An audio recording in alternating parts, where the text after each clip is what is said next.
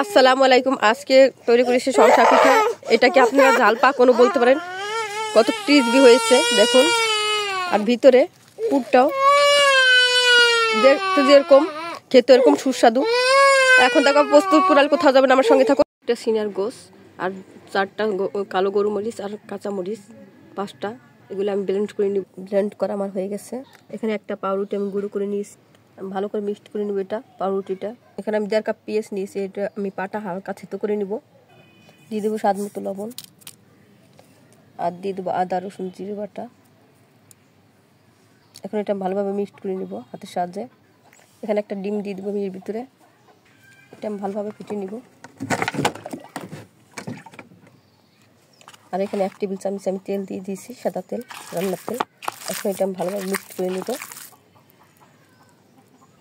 তেল দিয়ে দিয়েছি অলরেডি।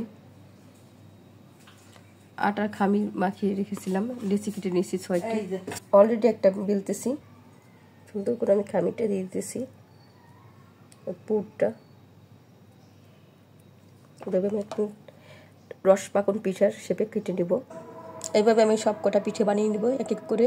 তেল গরম হয়ে গেছে, আমি এখানে 5টা পিঠে দিয়ে দিয়েছি। এখন আমি পিঠাগুলো ভেজে নিব অল্প জালে।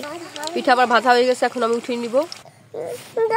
সংসার পিঠা আমার ভাজা হয়ে গেছে। আজকে পর্যন্ত আবার নতুন কোনো ভিডিও নিয়ে আপনাদের সামনে উপস্থিত হচ্ছি। পর্যন্ত ভালো থাকুন, সুস্থ থাকুন। আসসালামু আলাইকুম রাহমাতুল্লাহি ওয়া বারাকাতুহু। আসসালামু আলাইকুম। আজকে রান্না